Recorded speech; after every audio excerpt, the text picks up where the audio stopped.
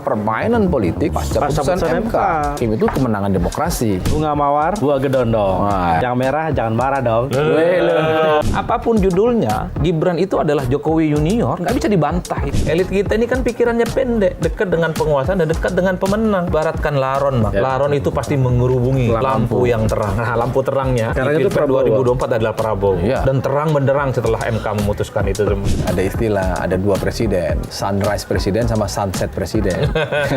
Tapi kalau dilihat rata-rata secara umum, yang paling siap jadi oposisi cuman PDIP sih begitu. Mestinya seperti Gerindra 2014 ketika kalah dari Jokowi, Prabowo mengatakan siap berada di luar kekuasaan, memimpin oposisi dari luar. Nah, partai politik yang kalah pemilu di 2024 Nggak ada yang declare seperti itu. nggak yang declare.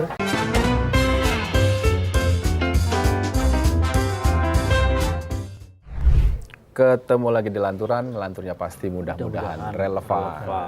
Minal aidin wal faizin, salaman. Biasanya kan Iya, los-los. Bang. Lahir batin, selamat Udah lebaran. selesai. Selamat ya. Selamat apa nih? Apa aja lah.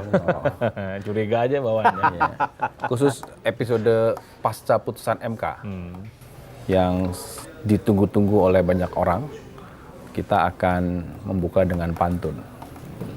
Buah semangka, buah rambutan, dijual di pasar Palmerah. Apa tuh? Putusan MK sudah ditetapkan, jangan mual dan marah-marah. Lu kok nunjuk ke kita? Ya enggak, kan biasanya kan kita keras-keras sebelum ini. Oh, iya. Setelah diputuskan final mengikat kan kita. Aku juga ada, Mas. Apa? Oke, pantun juga. Eh. Bunga mawar, buah gedondong. Wah, cakep. Yang merah jangan marah dong. Kok merah? Emang merah itu siapa yang Banyak. Merah. Hah? Banyak kan. Yang Merah merah. itu identik dengan PDI loh. Enggak juga, PSI juga Jangan merah. sampai menimbulkan banyak tafsir, Pak. Tapi yang paling pantas untuk marah-marah dalam pemilu ini siapa? Partai Siapa? politik yang sudah Yang ikut pemilu tapi nggak dapat kursi di DPR. 2 kali ya? 3 kali, Bang. 3 kali. Ini Tiga bukan kali soal ini ya? sekali dua kalinya, yang kali ini kan didukungnya luar Ya, biasa. bisa. Oh, merah yang itu. Ya, Ya, bisa jadi. Kira-kira yang jangan marah-marah lah pesan kita. Mas Adi, kan kita sama-sama tahu lah proses ini perlu drama. Tapi kan orang bilang ini putusan MK ini sudah final dan mengikat. Berikutnya adalah kita lihat permainan politiknya. Bahkan banyak yang bilang permainan ini dimulai justru setelah Putusan MK. putusan MK. Mau partai mana ikut mana, ya kan, belum bagi-bagi dan sebagainya. Mas Adi setuju dengan itu nggak? Saya justru jauh lebih agresif. Ya. Wih, istimewa. Ini aku sukanya Mas Adi. Justice justru setelah KPU mengumumkan siapa yang menang Pilpres, ya Prabowo dan Gibran, justru itulah yang sebenarnya menandai babak akhir pertarungan politik yang sesungguhnya. Berarti mengabaikan MK, proses di MK. atau Artinya apa? MK itu menganggap selama ini hanya semacam proses mencari keadilan yang hore-hore. Inilah. hore-hore? Jadi dari awal dia udah tahu. Udah tahu bahwa Prabowo, hasilnya akan Gibran seperti bakal ini. menang, gitu. Kenapa hore-hore? Karena memang dalam sejarahnya Mahkamah Konstitusi itu tidak pernah mengabulkan gugatan hasil sengketa pemilu di Mahkamah Konstitusi. Saya selalu mengatakan Mahkamah Konstitusi itu bukan dokter umum yang mampu mengobati begitu banyak penyakit. Tapi MK ini adalah dia dokter spesialis dalam, yaitu tentang sengketa hasil. Jadi yang diadili itu hanya soal sengketa hasil. Ujung-ujungnya seperti itu ya. Ujung-ujungnya seperti itu. Kalau sebelum 2014, MK itu masih mengadili hal-hal yang sifatnya dugaan pelanggaran, yang sifatnya terstruktur, sistematis dan masif. Tapi pasca 2014, memang kekuasaan MK itu sangat limitatif. Dia hanya mengadili soal selisih sengketa hasil pemilu. Itu aja. Jadi pakai kacamata kuda, Bang, sebenarnya. Jadi itu yang sebenarnya mendebalkan satu keyakinan bahwa cari keadilan terkait dengan pelanggaran pemilu di Mahkamah Konstitusi nggak mungkin bisa diungkap. Jadi salah dong kalau orang mengatakan bahwa gerbang terakhir penjaga demokrasi, keadilan. Oh iya, tapi yang dihitung oleh Mahkamah Konstitusi itu sengketa hasil. Jadi gerbang akhir itu kan seakan-akan MK ini mampu mendiagnosa semua penyakit dan masalah yang ada dalam pemilu. Tapi kan MK tidak punya kewenangan itu. Jadi gerbang akhir dari Mahkamah Konstitusi itu menurut saya harus diedit itu kata-katanya, Bang. Bukan gerbang akhir itu. Itu sengketa akhir, bukan gerbang akhir. Tapi kan hakim MK itu juga dibolehkan untuk menafsirkan undang-undang. Ya boleh, tapi kan wewenangannya satu ya, tidak bisa mengungkap hal-hal yang sifatnya kualitatif. Dan kita juga sering Bang mendengar hampir tiap 5 tahun sekali tausiah dari Mahkamah Konstitusi, dari hakimnya supaya ada perbaikan dalam proses demokrasi kita, supaya ada perbaikan dalam pemilu kita.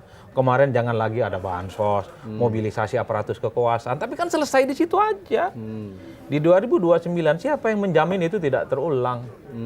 Makanya saya selalu mengatakan kepada siapapun yang bertanding di Pilpres, bikinlah kecurangan yang securang-curangnya. Yang penting nggak terbukti. Yang gitu ya. penting tidak terbukti dan membuktikan kecurangan itu. Karena MK tidak punya instrumen menyentuh itu. Betul, karena membuktikan kecurangan selama ini, terutama Pilpres, itu tidak pernah terwujud. Dan kacaunya di 2024 ini kan, 1 dan 3 itu kan tidak mendalilkan soal selisih hitung yang mereka punya dengan KPU. Prabowo Subianto sama Sandiaga Uno itu punya argumen selisih hasil menghitung mereka Dan itu pun dengan kalah. KPU, dan itu pun kalah. Kan Apalagi dulu yang nggak ada misalnya, ya. kan dulu 2019 KPU mengatakan bahwa Jokowi Kiai Ma'ruf Amin itu kan 54%. Itu versi KPU. Kemudian Prabowo dan Sandi itu kan 44%. Versi Prabowo Sandi justru mereka lah yang dapat 56%. Kemudian Jokowi dan Ma'ruf Amin itu 42%. Mereka itu ingin menguji itu di Mahkamah Konstitusi dengan puluhan kontainer data-data dan berkas kecurangan itu. Meski di MK cuma beberapa lembar, Bang. Nah. Itu nggak penting, tapi minimal dalil yang dimohonkan itu ada sengketa hasilnya. Di 2024 ini nggak ada itu. Padahal kan di awal-awal banyak yang bilang MK itu jangan hanya jadi mahkamah kalkulator, Ya, sekedar tukang hitung gitu. Tapi secara konstitusi kan kita tidak bisa membantah kalau kemenangan Prabowo Gibran setelah ditetapkan oleh MK itu ya sah, seperti headline-nya harian Kompas Ya. tanggal 23 hari Selasa. Kemenangan demokrasi. Itu tajuknya. Artinya Kenapa ketawa begitu? Iya kan demokrasi ukurannya kan kalah menang. iya. Banyak-banyakan ya udah suka nggak suka harus diterima. Itu Nah, kemenangan demokrasi. dan kita kan judulnya. tidak mungkin kan apapun yang kita diskusikan, mau itu ada menyoal soal ada 3 hakim dissenting opinion dan sebagainya, ada catatannya itu ternoda dan sebagainya, oke lah itu menjadi bagian dari koreksi demokrasi ke depan. Tapi ini kan menuju pergantian transisi pemerintahan tetap akan berjalan. Dan tidak ada satupun yang bisa mengatakan bahwa oke stop dulu nih karena ini belum selesai nih soal dissenting opinion. Nggak mungkin kan, sudah diketok, tok. Nah yang harus kita lihat adalah Presiden Jokowi statementnya hari ini ya kalau nggak salah, itu menyampaikan saatnya pemerintah siapkan transisi. Pertanyaannya, menyiapkan transisi itu kan berarti hanya mengantar sampai dengan pelantikan. Atau mengawal sampai dengan 5 tahun ke depan. Gimana tuh Bang Adi? Gelap gulita. Iya kan? Kan itu pertanyaannya. Artinya astutnya Pak Jokowi adalah dia merespon, ditanya wartawan, ya kan? Sudah putusan MK, jawabannya adalah pertama dia mengatakan bahwa tuduhan soal Tidak terbukti. bansos tidak terbukti. Ya. Yang berikutnya yang menurutku saya menarik adalah ketika mengatakan begini, pemerintahan Joko Widodo akan menyiapkan transisi pemerintahan untuk menyambut Prabowo Gibran. Nah, pertanyaannya hanya menyiapkan transisi mengantar atau Menemani. sampai 2029. Kalau satu alasannya, kalau menemani dengan alasannya ada anaknya ya wajar diantar. Tapi kalau tidak, nah bagaimana nih soal keleluasaan pemerintahan Prabowo Gibran? Apalagi koalisinya belum memenuhi suara mayoritas di DPR sampai sekarang ya. Ya sampai hitung-hitungan kan. Siapa yang akan lebih aktif kira-kira? Bagi saya dua-duanya menyiapkan dan mengawal. Jadi yang dimaksud dengan transisi itu bukan hanya soal pergantian rezim, tapi mengawal selama 5 tahun ke depan. Apapun judulnya, Gibran itu adalah Jokowi Junior, nggak bisa dibantah itu Pak. Dan mentor utama dari Gibran itu nggak ada yang lain selain Jokowi. Jadi itu yang sebenarnya menurut saya ini bukan soal masa transisi biasa saja, tapi bagaimana mengawal Gibran menjadi politisi yang matang, punya partner yang banyak, punya networking dan diterima oleh semua kalangan. Saya kira ada Jokowi di situ. Jadi bisa dibilang Jokowi akan embed sampai 5 tahun ke depan. Gibran ini magang jadi presiden tapi jadi wapres dulu gitu. Kalau itu belum tentu. Belum tentu. Tapi setidaknya bisa menikmati dulu bulan madu 5 tahun ini seperti apa. Yakin 5 tahun. Ya minimal, kan itu bacaan optimisnya. Ini ngajak-ngajak curiga mulu. Enggak, saya nanya. Cara pengamat politik kan. Enggak. Bagaimanapun kan ada satu, kita tahu lah Pak Prabowo sebelum penetapan capres sudah berusaha dan semua timnya mengatakan bahwa ada keinginan bertemu dengan Ibu Megawati. Ya. Ini kan itu juga satu. Yang kedua sudah ketemu Pak Surya Paloh. Artinya apa? Ya bagi Pak Prabowo Subianto, ya tambahan amunisi kursi di DPR itu menjadi penting. Betul. Tapi sebagai Golkar nggak tersinggung ya, kan ada saya Pak nomor 2 gitu. Kok kayaknya kurang. Atau kalau lebih detail lagi nih, Bang Adi misalnya, Prabowo ini kan kabarnya sedang pengen ketemu Bu Mega itu loh. Pasti omongannya nggak jauh-jauh lah dari soal rekonsiliasi dalam tanda kutip gitu ya, maupun koalisi gitu loh. Katakanlah di sisi lain misalnya, oke, saya mau bergabung dengan kamu, tapi saya tidak mau ada Jokowi di antara kita. Karena sejarahnya Bu Mega sama Pak Prabowo lebih dekat sebelum ada Jokowi kan. Gitu loh. Nah, kalau misalnya menurut Bang Adi nih, kalau Prabowo disuruh milih antara PDIP bergabung di pemerintahan atau mempertahankan Jokowi, akan milih yang mana? Itu yang saya sebut, ini Prabowo terjebak cinta segitiga yang rumit. Jadi antara memilih Jokowi atau memilih Megawati. Tentu per hari ini itu yang sebenarnya agak sulit untuk diputuskan. Kalau membaca rata-rata kecenderungan secara umum, Prabowo sepertinya memang jauh lebih mempertimbangkan Jokowi saat ini. Karena saat ini kita bicara saat ini, masih sampai koma ini. Oktober 2022. Ya minimal sampai Oktober. Karena kan kita sering mendengarkan statement-statement elit dari PDIP, mereka nggak ada persoalan kok dengan Gerindra. Mereka nggak ada persoalan dengan Prabowo.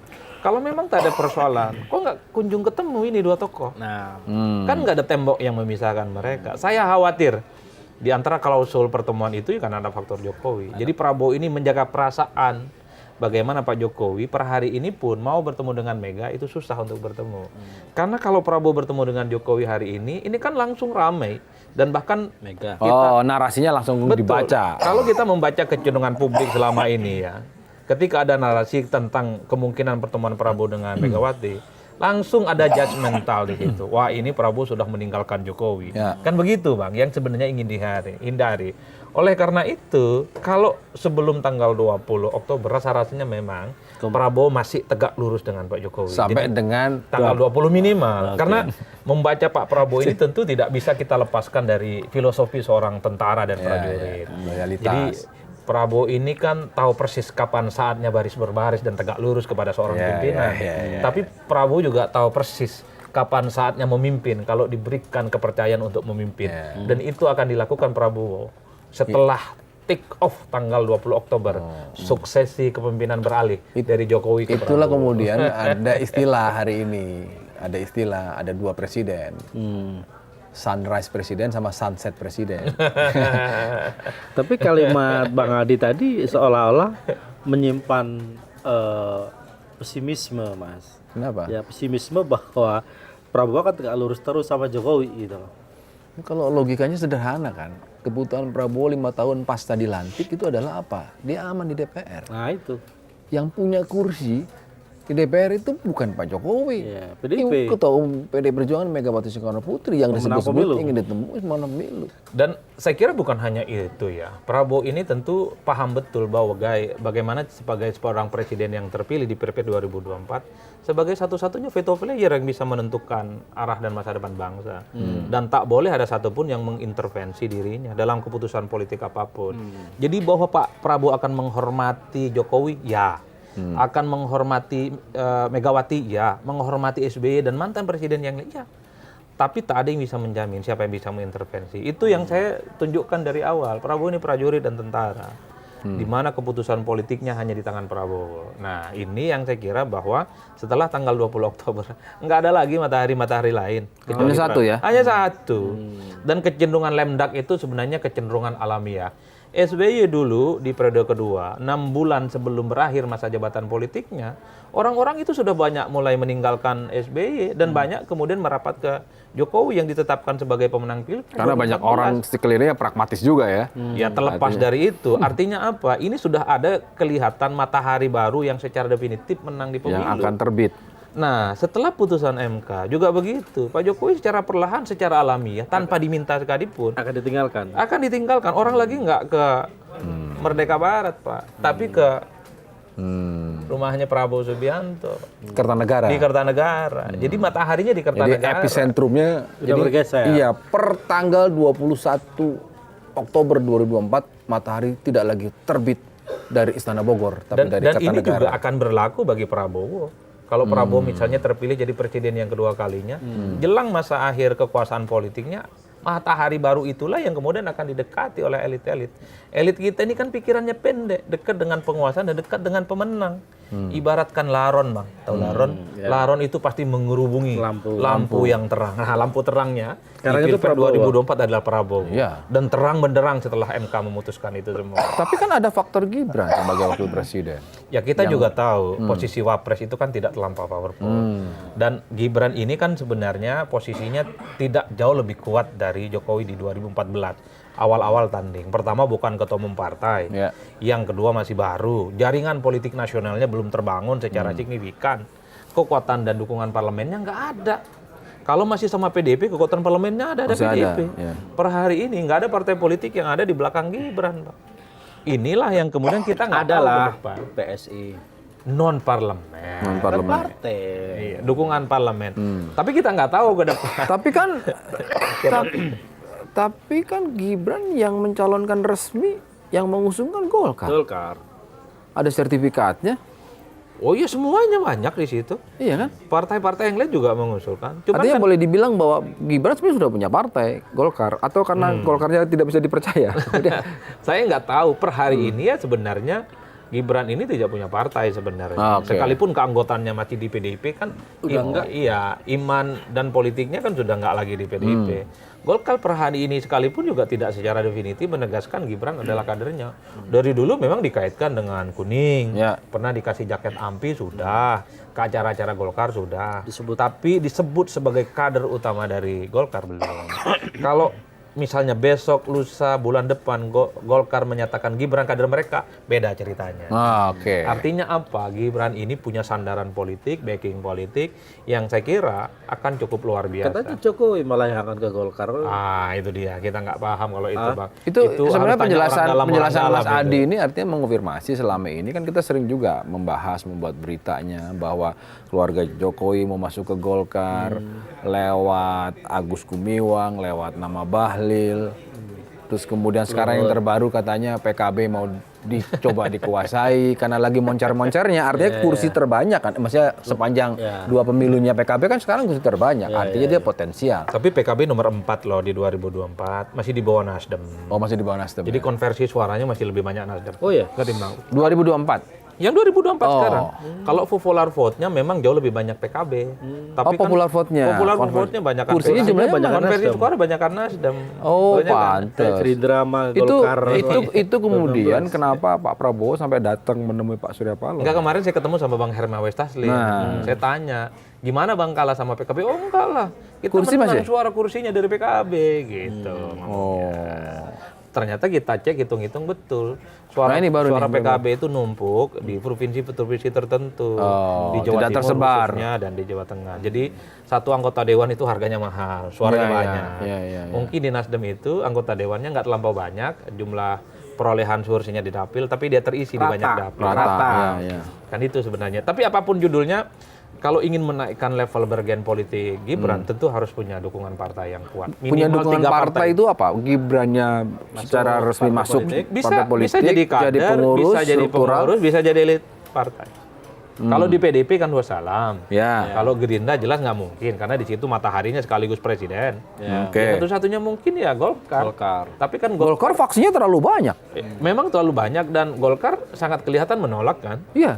DPD sudah solid, berkumpul di Bali, menyatakan tegak lurus pada Erlangga, Ya. ya kan? Apalagi Erlangga mendapatkan momentum luar biasa. Golkar naik 3% Coba bayangkan, itu belum pernah ada dalam sejarahnya kan pasca pemilu 2004 ke sini.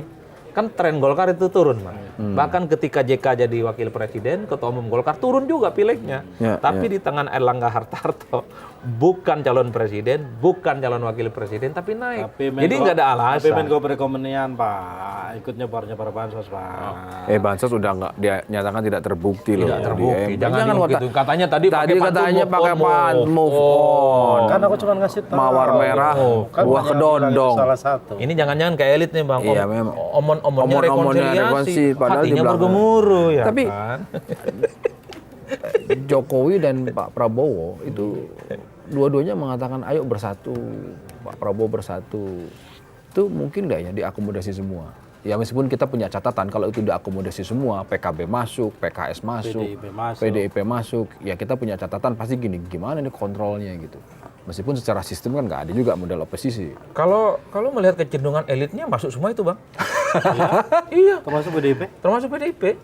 Hanya bedanya mau masuk di awal atau di tengah gitu ya kayak waktu Itu Golkar. salah satunya. Atau termasuk model koalisinya tak harus masuk ke kabinet. Parlemen. Mungkin soal ke parlemen, mungkin juga kepala-kepala daerah yang pilkada serentak nanti di bulan November. Kan koalisi itu tidak harus jadi menteri. Kalaupun toh masuk menteri, PDIP pasti minta banyak dong, partai pemenang pileg. Nggak mungkin 5, 6, 7 pasti garansinya. Tapi kalau dilihat rata-rata secara umum, yang paling siap jadi oposisi cuman PDIP sih bagi saya. PDIP? Iya. PKS belakangan layah mutu layah ya tuh. Biasanya kan galak tuh, agresif nyerang pemilu itu dengan penuh kecurangan, intimidasi. Belakangan nggak ada setelah KPU memutuskan siapa yang memenangkan Pilpres. Dan bahkan mereka juga mengucapkan selamat kok kepada Prabowo dan Gibran. Jangan tanya PKB dan Nasdem. Bagi saya sikap elitnya sudah selesai mereka itu. Tinggal nunggu diajak atau tidak. Kalau PDIP memang nggak ada takut-takutnya. Termasuk misalnya tak pernah kelihatan takut tak diajak. Ya buktinya Pak Hasto tiap hari Keras terus. kencang terus, bukannya malah kendor. Gaspol, Pak. Nggak ada rem-remnya. Jangan-jangan buat naikin harga supaya minimal 10 gitu. Itu yang kita nggak tahu. Nah, ini kan Tapi harganya terlampau mahal juga. Mahal, kalau ya, gaspolnya nggak ketulungan. Tapi memang gaspolnya Pak Hasto ini bersayap. Gaspolnya kepada Jokowi dan keluarga besarnya saja. yes. Tapi ke Pak Prabowo Prabowo kan. enggak. Oh iya. Ya kan sudah berkali-kali bahwa secara historical punya kedekatan dengan Ibu Mega, ya kan. Kedua, Pak Prabowo juga harus mengakui Ibu Mega ketika menempatkan Pak Prabowo sebagai wakil presiden itu menjelaskan kepada seluruh publik soal cerita-cerita pelanggaran HAM kepada dia. Yang mencuci kan PDI Perjuangan. Kenapa? Dipilih sebagai wakil presiden saat itu. Itu sebetulnya fase pertama Pak Prabowo masuk ke dalam orbit politik. Artinya itu pasti tidak dilupakan oleh Pak Prabowo. Nah, sehingga sekarang kalau tadi Takim bertanya, bagi Pak Prabowo mana yang prioritas? Mana yang akan dipilih? Begini dengan Ibu Mega atau dengan Pak Prabowo? Jokowi. Kalau saat ini dengan Jokowi prioritas. Karena apapun Dengan Jokowi Jokowi, masih sorry. presiden. Pasca 20 Oktober nggak ada yang bisa menggaransi. Oke, jadi Artinya di-split. Prediksinya. Sudah, penting nih, pasca 20 Oktober nggak ada yang bisa menggaranti. Nah, iya tadi aku bilang Iya. bau-baunya agak nada pesimisme juga. Abang Bahwa nih- Prabowo kan tinggal lurus sama Jokowi terus. Pura-pura optimis aja kan, kita bisikannya dari abang juga. Bukan. Nggak, ini kita buat dapat gambaran kan. Tadi ada rapat itu, Takim bilang, ini jangan-jangan Pak Demokrat ditanya, kita dapatnya 5 kok. Golkar 5. Pak AHA kan ngomong begitu. Partai lain kita besar. Jangan-jangan semuanya ditawarin besar. Jangan cuma aja dikasih 5. Jadinya kabinet 100 menteri dapatnya. Dalam situasi untuk menjaga stabilitas. Karena kan ini narasinya kan selalu bersatu menghadapi tantangan global. Situasi geopolitik tidak ada jalan lain, kita harus bersatu.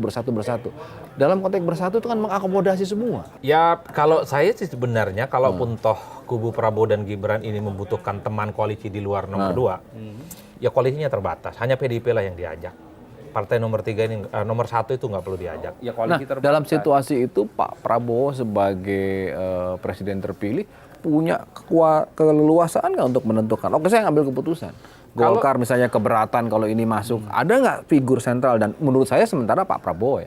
Pak Prabowo punya nggak kekuatan itu? Kalau per hari ini mungkin akan berbagi ya, bergennya dengan Jokowi karena presiden secara definitif sampai 20 Oktober kan tetaplah Jokowi. Ya. Disitulah kemudian orang kan melihat mungkin ada kompromi soal komposisi kabinet. Meski proporsinya pastinya akan lebih banyak Prabowo sebagai presiden definitif. Artinya Tapi Jokowi akan menentukan komposisi kabinet. kalau menentukan sih enggak, tapi kan statement-statementnya, masukan-masukannya, usulan-usulannya, petua-petuanya pasti dipertimbangkan. Mengingat posisinya masih presiden, Bang. Pak Jokowi nggak jadi presiden itu 20 Oktober. Cuman apapun yang di-approve Tapi itu oleh masukan kan. Enggak, Artinya belum tentu juga contoh yang dilaksanakan. kita dengarkan kira-kira ya beberapa bulan yang lalu lah, setelah Pak Prabowo dinyatakan menang secara quick count dan sebagainya, itu saya dapat informasi salah satunya Pak Pratik. Pak Pratik itu ditawari sama Pak Jokowi, Pak Pratik tolong bantu Pak Prabowo. Bayangan kita kan oke ya, ternyata Pak Pratik menolak. Bahasa halusnya, wah jangan Pak, kalau Bapak lagi jadi presiden saya mau. Meskipun tidak dijelaskan kenapa nggak mau, tapi kan kira-kira Pak, ini soal kenyamanan kan. ini A1 nih ya. Oh ini yang saya dengar, artinya betul bahwa Pak Jokowi juga Nitip. bukan nitip sebetulnya, jangan kalau nitip kayaknya negatif. Maksudnya ingin membantu. Ini yang kemudian bisa kita bisa konfirmasi bahwa jangan-jangan yang dimaksud dengan transisi. Hanya Pak Jokowi menjaga kesantunan publik. Ngomongnya transisi setelah putusan MK gitu loh. Kan gini, kalau mau jujur kan pembicaraan media, termasuk di tempat ini. Iya. Ini kan juga memention orang-orangnya Jokowi yang diproyeksikan di 2024. Ada Pak Bahlil, ada Pak Dito, ada Pak Pratik, dan seterusnya. Sudahlah, politik kita ini kan kayak rumah kaca. Apa yang terjadi di istana kan netes juga kemana-mana. Itu gosip. Persoalan terjadi ataupun tidak, tapi perbincangan itu sudah terjadi di kalangan media lah, dan kalangan-kalangan pekerja demokrasi. Saya hampir tiap hari ditanya. Siapa? Ya teman-teman media, nanyanya nodong, betul nggak Bang, bahwa Pak Jokowi akan menitipkan orang kepercayaannya untuk jadi menterinya pokok. Aima, gimana cara menjawabnya kita ini? Saya bilang pasti ada kompromi, pasti ada negosiasi, dan pasti ada obrolan yang cukup serius antara Prabowo dengan Pak Jokowi. Kalaupun toh ada orangnya Jokowi jadi menteri Prabowo, minimal sampai 20 Oktober aman. Tapi setelah itu tak ada yang menggaransi tak di-reshuffle, Pak. Karena veto player, presiden terpilihnya adalah itu yang tadi Prabowo aku Subianto. bilang. Presiden yang sudah terpilih, Pak. de facto. Tapi itulah yang saya sebutkan di awal. Saya agak disclaimer bahwa Pak Prabowo akan menghormati semua presiden. Ya, menghormati Jokowi, SB, Megawati ya. Tapi tak ada yang bisa mengintervensi Prabowo. Ya kan pakai istilah hak prerogatif presiden. Betul. Yang kemudian pertanggungjawabannya adanya di siapa? Di presiden terpilih, presiden yang resmi ya Prabowo Subianto sampai dengan 2029. Dan bagi saya Prabowo ini cukup powerful ya. Ketua umum partai, jaringan politik nasional dan internasionalnya cukup luar biasa. Itu kan bisa ditunjukkan sama Prabowo Subianto. Setelah KPU mengumumkan pemenang sebagai Pilpres, terima telepon dari negara-negara tetangga dengan berbagai bahasa, itu kan cukup luar biasa. Itu kan powerful sekali, Pak. Dan yang paling penting didukung oleh banyak partai. Ada 4 partai yang ada di koalisi nomor 2. Sesuatu yang tidak dimiliki oleh Jokowi awal-awal jadi presiden. Jokowi itu kan triple minoritas, Pak. Bukan ketum partai, baru datang ke politik nasional. Dan yang paling penting dukungan parlemennya lemah saat itu, Pak. 2014 ya? 2014. Nah, Prabowo ini belum dilantik, kemungkinan begitu banyak partai di luar nomor 2 bergabung, ini kan sudah mulai bermunculan. Kan sangat kelihatan PKS pengen join kan, sangat kelihatan PKB pengen join, Nasdem juga pengen join, sangat kelihatan Pak. Kalau memang nggak mau, mestinya seperti Gerindra 2014, ketika kalah dari Jokowi, Prabowo mengatakan siap berada di luar kekuasaan, memimpin oposisi dari luar. Nah, partai politik yang kalah pemilu di 2024 ini nggak ada declare seperti itu. Yang declare. Termasuk PDIP. Tapi kan ya? Pak Prabowo siap berada di luar, diajak jalan-jalan naik MRT jadi Menteri Pertahanan. Itu 2014, Bang. Yang saya sebutkan declare siap jadi oposisi. Artinya apa? Partai yang kalah di 2024 kalau memang siap jadi oposisi ngomong seperti Prabowo 10 tahun yang lalu. 2019 Prabowo beda, Bang. Setelah kalah dari Jokowi yang kedua kalinya, Prabowo membubarkan koalisinya. Ingat itu, saya masih ingat. Jadi Prabowo menyatakan sebagai pimpinan koalisi membubarkan partai pendukungnya untuk menentukan pilihan politiknya masing-masing. Menyerahkan kepada partai pendukungnya masing-masing. Meski tak lama setelah itu kita tahu Prabowo ketemu dengan Pak Jokowi di LRT Lebak Bulus. Iya, ingat itu artinya apa? Kalau memang partai-partai ini sejak awal sikap politiknya jelas, Kan dulu kan misalnya PKS nunggu putusan MK, PKB juga ngomong Justru itu, begitu. hari ini poinnya adalah kita berbicara permainan politik pasca putusan MK. Yang menurut Mustaqim itu kemenangan demokrasi. Bang, Prabowo itu waktu kalah dari Jokowi, nggak nunggu MK langsung dia bilang declare kalau kalah. Kalau kalah jadi oposisi. 2014. Ini partai-partai yang sekarang sangat diplomatis, menyembunyikan. Adi Prayitno move on-nya cepat sekali. Iya. Enggak maksud Sudah saya langsung adalah- meng-highlight Pak Prabowo adalah yang terbaik saat ini. Gitu. Politik nggak seperti itu. Kenapa? Karena terpilih jadi presiden dan sudah sah secara Nggak undang-undang. kalah sama elit politik kita. Iya. Enggak, karena begini. Beloknya Bang. cepat. Karena demokrasi ini kan soal kuat-kuatan dan siapa menang-menang. Kan udah itu aja. Itu yang disebut dengan kemenangan demokrasi. Meski kata Plato, demokrasi itu kan... demokrasi itu APBN. Apa itu?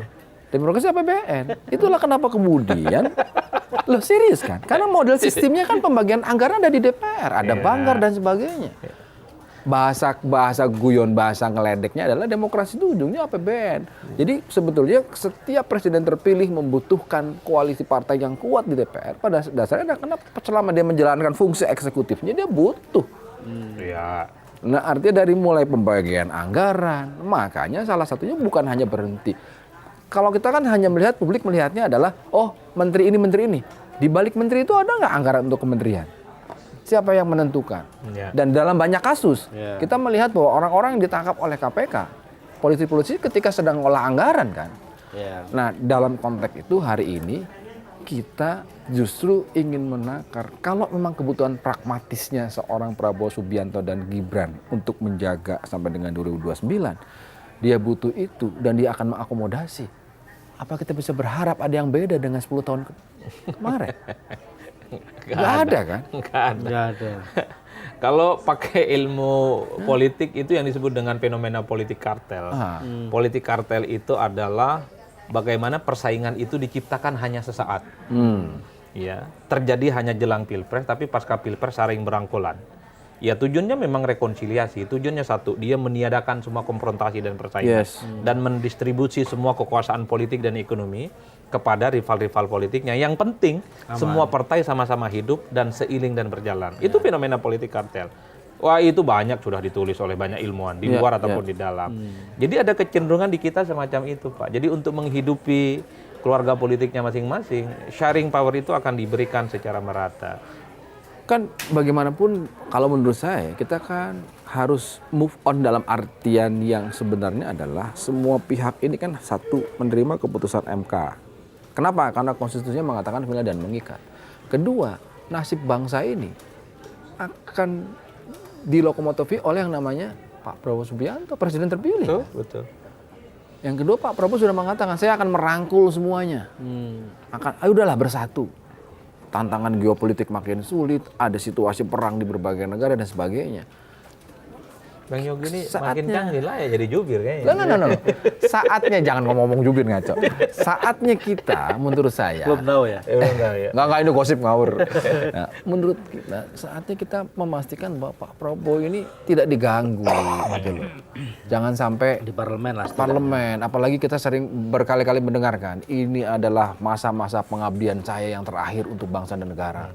Saya tidak mencari apa-apa. Kenapa enggak kita jangan dikasih kesempatan partai-partai untuk cari-cari kesempatan ganggu kanan kiri yang ujung-ujungnya akan menyulitkan Pak Prabowo dalam mewujudkan cita-citanya. Setuju nggak sih Mas? Kita perlu bantu. Kalau itu ya, saya setuju ya. Karena memang secara prinsip mazhab politik kita secara umum itu mazhab rekonsiliatif dan gotong royong ya. Itu dilakukan SBY dan Jokowi. Jadi memang dari kebutuhan elit kita ini kan bersaing ala kadarnya, Bang. Dan secara umum mereka ini kan berkawan. Jadi bahkan elit-elit yang tidak punya partai disuruh cari partai itu Bang. Untuk mencari tempat dan posisi indah masing-masing. Dan akhirnya mereka itu mendistribusikan kekuasaan politik melalui partai-partai yang beda-beda itu. Jadi kalau ada keinginan Prabowo ingin merangkul semua partai, saya kira itu bukan fenomena baru sebenarnya. Tapi keinginan di mana inilah culture politik kita secara umum yang tidak bisa kita simplifikasi seperti di negara lain. Yang kalah harus di luar. Kalau saya sih maunya yang kalah di luar aja, nggak usah diajak. Ngapain? Padahal tadi kalau cerita tadi kan di 2014 Pak Prabowo memberikan contoh kan. Begitu kalah saya declare saya ada di luar. Betul. Itu menunjukkan memang Prabowo saat itu sudah powerful dalam arti tanpa masuk kekuasaan sekalipun Prabowo masih bisa menghidupi partainya. Nah, 2019 2019 Udah habis saldo. bukan masalah itu bagian dari strategi, Pak. Oke. Kalau soal stamina dan kekuatan politik, Masih saya kira kuat. Gerindra saat Ya, itu nggak ya, bisa ada ya. yang menandingi sebagai partai politik masuk tiga Militansi besar. di Tapi grassroots. sepertinya Prabowo dan Gerindra ini berhitung satu-satunya cara untuk menang dalam kontestasi pilpres Join. selanjutnya adalah merebut basis dukungan dari Pak Jokowi. Strategi itu berhasil di 2024 ini. Suka tak suka pemilih Jokowi lah yang kemudian membuat Prabowo itu kuat. Karena ada faktor Gibran. Dan dilihat kok, misalnya di survei-survei, pemilih Prabowo dari kelas menengah ke bawah, ekonomi kelas menengah ke bawah, itu basisnya Jokowi dulu. Pemilih Prabowo ini kan upper ke atas, menengah ke atas, ekonomi dan pendidikan. 2014, 2019. 2024 ini pemilih kelas menengah ke bawah itu totally itu pemilih Prabowo Subianto yang kita duga adalah pemilihnya Jokowi. Jadi ini strategi bagaimana Pak Prabowo mendapatkan simpati dan dukungan dari Pak Jokowi. Karena kalau terus membangun konfrontasi, Merugikan. pemilih Jokowi itu akan pergi Itu jauh. yang terjadi sama Ganjar ya. Dan Kenapa itu kemudian yang tergerus? terjadi. Karena dia Gila. Karena apapun Jokowi di 2024 ini orang baik, Pak. Approval ratingnya tinggi. Semakin keras menghantam Jokowi, akan semakin jauh para pendukungnya itu. Bisa kita bayangkan nggak? Kawan-kawan seperti PSI yang dulu sangat anti Prabowo, tapi ketika dekat dengan Jokowi ini Prabowo, PSI paling depan, lebih Prabowo dari yang lain. Ya. karena memang tegak lurusnya ke Tegak Jokowi lurusnya ya. ke Jokowi. Relawan-relawannya juga begitu. Nah, fenomena ini akan bertahan nggak kira-kira? Artinya kalau Pak Jokowi punya kekuatan seperti itu, dia akan bertahan nggak sampai dengan 2029? Saya ingin mengatakan Harus adalah selesai di seorang 20 Oktober. Gibran atau berhenti atau baterainya pulsanya habis di 20 Oktober 2024 gitu. Habis, Pak. Karena itu akan berpengaruh kepada apa jalannya pemerintahan. Soal bagaimana kewenangan Gibran, bagaimana sebagai wakil presiden ya. Yang kedua, Pak Prabowo pun akan mawas diri. Wah, ini bargaining positionnya masih tinggi sekali nih. Betul, betul. Saya menduga ada kecenderungan di kita itu ya. Kalau seseorang tak lagi menjadi pejabat publik, entah itu presiden, entah itu ketua MK, entah itu gubernur, bupati, wali kota, dia itu kebintangannya hilang. Mahfud MD itu dulu sangat menjulang sekali waktu jadi ketua MK. Tapi Begitu. setelah tak jadi ketua MK hilang. Jadi di kita memang untuk selalu berada di orbit, dia harus Ada menjadi di- pejabat publik. Termasuk dengan mantan-mantan presiden kita atau jelang mau berakhir masa jabatan politik kita, aura kebintangannya mulai hilang. Oleh karena itu, jadi wajar kalau kemudian belakangan Pak Jokowi itu dikaitkan dengan sejumlah ketua umum partai.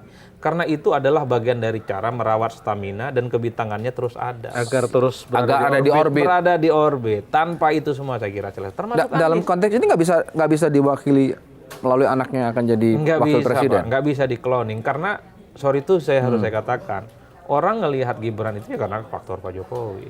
Jadi Gibran ini sebenarnya belum mampu menciptakan ceruk pemilihnya sendiri. Pemilih Gibran adalah pemilih yang kemudian Artinya- ditransfer dan ditranslate sebagai pemilihnya Jokowi. Ketergantungan Gibran terhadap Jokowi sangat tinggi ya. Betul, makanya ini momen sebenarnya bagi Gibran ketika jadi wakil presiden selama 5 tahun ke depan adalah momen of the truth untuk membuktikan apakah betul dia itu punya captive market yang sekuat Jokowi punya 2 periode jadi presiden. Makanya kalau Pak Jokowi tak lagi jadi presiden, aura kebintangannya secara alamiah akan berkurang. Apakah pemilihnya itu akan tetap loyal atau tidak? Nggak ada jaminan, Pak. Apalagi bintangnya udah dikasih ke Pak Prabowo satu. Bintangnya Ketemu lagi di lanturan ke depan.